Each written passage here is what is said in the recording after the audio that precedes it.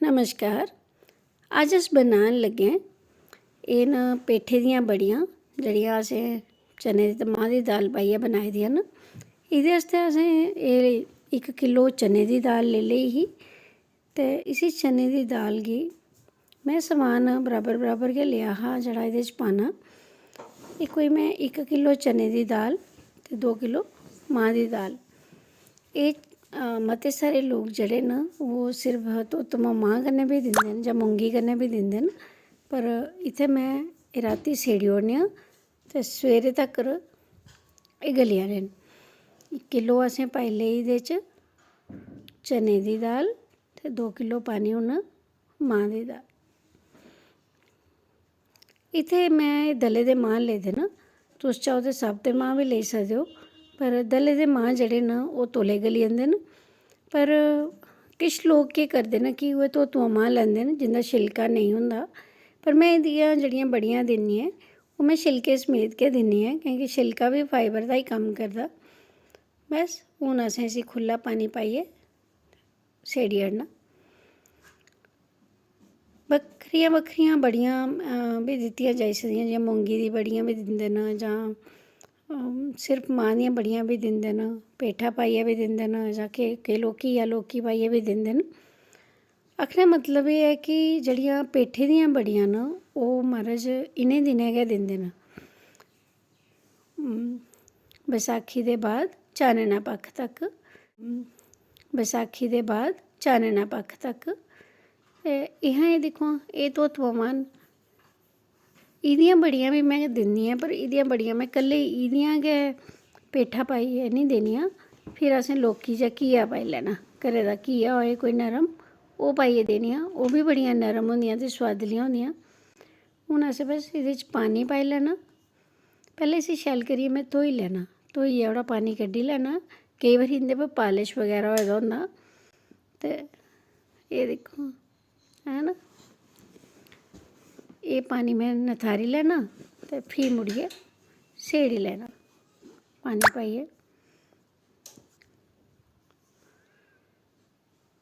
एह् जेह्ड़ियां बड़ियां न इ'नेंगी शायद साढ़े प्हाड़ी लाकें जिनें दिनें मतियां सुख सुविधां नेईं होंदियां, चीज़ां मतियां शायद मौके पर सब्जियां इन्नियां थ्होंदियां निं होनियां, ते लोक मतियां सारियां सब्जियां सुकाइयै रक्खी लैंदे हे। उ'आं गै दालें दियां बड़ियां जां बक्खरी बक्खरी दालें दियां बड़ियां पाइयै रक्खी लैंदे हे। अज्ज मते लोकें गी शायद इ'नें बड़ियें दा सोआद निं आंदा, पर जिनें लोकें गी आंदा ओह् इसी बक्खरियां बक्खरियां सब्जियां बनाई बनाई खंदे, सलूने बनाई बनाई खंदे न ते इं'दा सोआद गै बक्खरा होंदा अगर एह् स्हेई बनन। किश लोग ते आखदे म्हाराज एह् जेह्ड़ियां बड़ियां होंदियां न पेठे दियां, एह् जेह्ड़े लोग मीट शीट खंदे न उसी बी मात करदे न। एह् दिक्खो में छिलका जेह्ड़ा ऐ एह् में एह्दे बिच्च गै रैह्न देना, एह्दे च पाइयै गै बस में पी लैना, इसी कड्ढने दी कोई लोड़ निं ऐ। किश लोग नेईं पसंद, एह् दिक्खो गली गेदी ऐ दाल बिल्कुल। इसी पाइयै गै पीना में, एह् रातीं भर में सेड़ लेई ते हून बस इसी असें 1-2 पानी च फ्ही धोई लैना। केईं बारी अगर अस इसी नेईं धोचै ते फ्ही केईं बारी मुश्क रेही जंदी जां स्मैल रेही जंदी ऐ। उस चीज़ गी छोड़ने आस्तै बस असें हून इसी शैल करियै 2-4 पानियै च धोइयै फ्ही असें इसी मिक्सी च गै पीना। में लोग वैसे कूंडे डंडे करदे न, स्हेई तरीका उ'यो ही ऐ, पर इन्ना टाइम कुत्थै, नौकरी करने गी बी दौड़ने पौंदा। मिक्सी च ही करियै में ते बस पेठा छूरियै फ्ही में देई लैन्नी आं। एह् छिलका जेह्ड़ा ऐ एह्दे बिच्च गै रैह्न देना में, एह् दिक्खो छिलके समेत गै पीने लाई दियां। एह् थोह्ड़ी थोह्ड़ी पाई पाइयै मिक्सी च असें हून पींदे जाना। तुस चाहो ते अगर थुआढ़े कोल टाइम होऐ ते तुस उसी कूंडे डंडे च बी करी सकदे हो। इत्थै में मसाला बनाने आस्तै एह् मर्चां लेई लेइयां, सुक्कियां मर्चां न। तुस इसी मसाले गी घट्ट बद्ध बी करी सकदे हो अपने सोआद अनुसार। एह् में ब्यून लेई लेदा सुक्का, इसी असें जरा जरा सेक दोआना जिसले तक कि खुशबू आना शुरू होई जाए। एह् में लेई लेआ जीरा,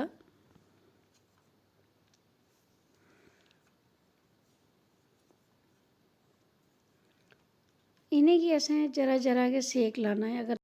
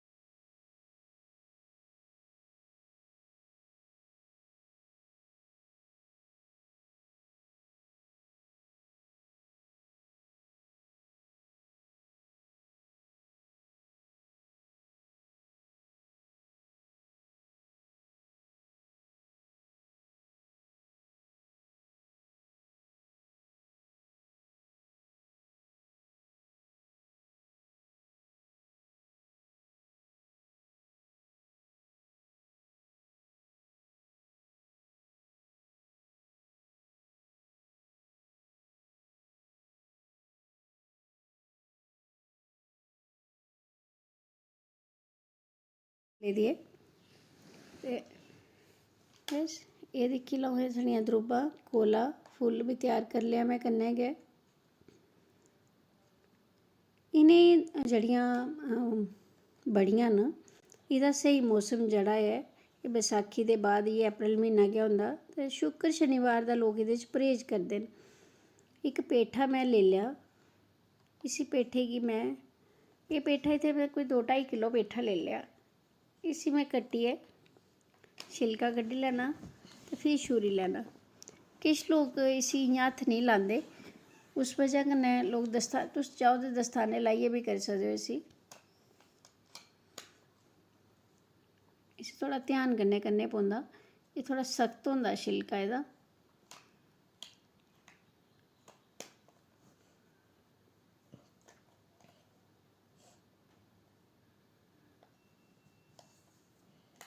दाल अगर तुहानू दली दी होऐ ते तुस घर बी दली सकदे हो इसी।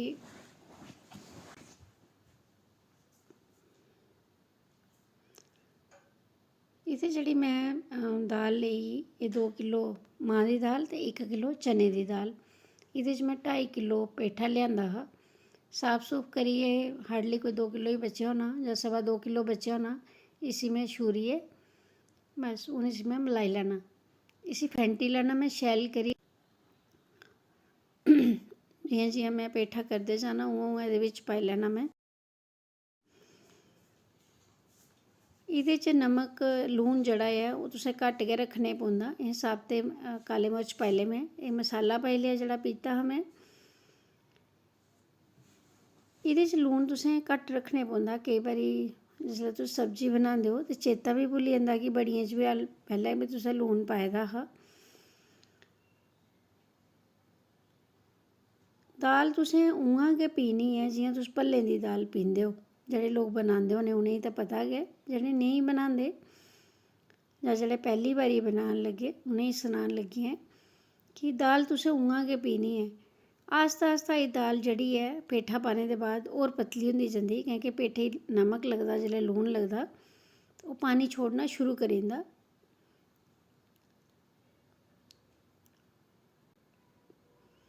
पैह्लें ते जिसलै लोग एह् बड़ियां दिंदे हे बेड़ै चिट्टियां चादरां पाइयै ते फ्ही इसी चैक करने आस्तै इक डूंगे पानी च असें इक बूंद पाइयै दिक्खी लेई, अगर एह् तरना शुरू होई जाए दैट मीन्स थुआढ़ी दाल जेह्ड़ी ऐ स्हेई फंटोई दी ऐ। इत्थै में थर्माकोल दियां शीट्स पाइयै थल्लै चादर पाई लेई ते बस हून असें दाल देनी, एह् बड़ियां देनियां। एह् कुड़ी कोला में पैह्ली बड्डी बड़ी दिलवाई लेई ऐ जेह्दे पर एह् रक्खी लेई असें।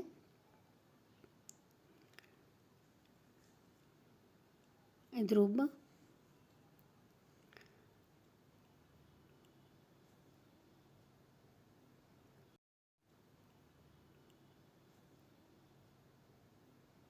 रुब कोला फुल्ल ते मोली कन्नै इसी लपेटी लैंदे। मोली मतलब पूजा आह्ला धागा। ते बस इक इक करियै असें दोआंदे जाना, इसी दिंदे जाना असें। एह् जेह्ड़ी द्रुब होंदी एह् आखदे सुख समृद्धि दा प्रतीक होंदी ऐ, उस वजह कन्नै इसी दिंदे न। फुल्ल जेह्ड़ा ऐ एह् प्रसन्नता दिंदा, खुशी दा प्रतीक मन्नेआ जंदा। मोली जेह्ड़ी ऐ एह् आखदे भगवान साढ़ी कुसै बी बुराई कोला रक्षा करदी ऐ। ते कोला जेह्ड़ा ऐ ओह् नज़र कोला बी बचांदा, जां केईं बारी कोई उ'ऐ जेही परछाई ओह्दा दोश बी हटाने आस्तै। बस इ'यां करी करियै असें दिंदे जाना ऐ। बड़ियां जेह्ड़ियां न कुसै दे घर जिसलै ब्याह् होने बाद बी तोरण थल्लै बड़ियां रखदे न। बड़ियां जेह्ड़ियां न बक्खरियां बक्खरियां चलदियां, जि'यां में पैह्लें बी सनाया दिंदे न। पर जेह्ड़ी पेठे दी बड़ी ऐ ओह् अप्रैल म्हीने बसाखी कोला लेइयै ते चानने पक्ख तक मतलब पूर्णमाशी। बस हून में इसी डब्बे च पाई दित्ता। अज्ज बी में इसी 2-4 दिन अजें धुप्प लोआनी ऐ। तुस चाहो ते बड़ी अगर बड्डी बी बनाना चाहो ते बड्डी बनाई सकदे ओ। पेठा जेह्ड़ा ऐ शुभ फल मन्नेआ जंदा, इसलेई एह्दा दिन बार निश्चित कीता जंदा। इवन कि राती दे टाइम बी इसी बड्डदे निं हैन। एह् मेरियां पिछले साल दियां बड़ियां न जेह्ड़ियां में दित्तियां अजें तक बी हैन। एह् मेरियां पिछले साल दियां बड़ियां न जेह्ड़ियां में दित्तियां अजें तक बी हैन। एह् तोतुआं तुस चाहो ते इंदियां बी जां बक्खरे बक्खरे कम्बिनेशन बनाइयै बी दालें दियां बड़ियां दित्तियां जाई सकदियां। एह् मेरियां जेह्ड़ियां बड़ियां न एह् साल भर रौह्नियां न। इ'नेंगी असें बक्खरियां बक्खरियां रसलियां सब्जियां सलूने बनाई बनाई खाना। उम्मीद करङ तुस बी बनागे। एह् साढ़े डुग्गर दे सोआद न, सलूने न। तुं'दा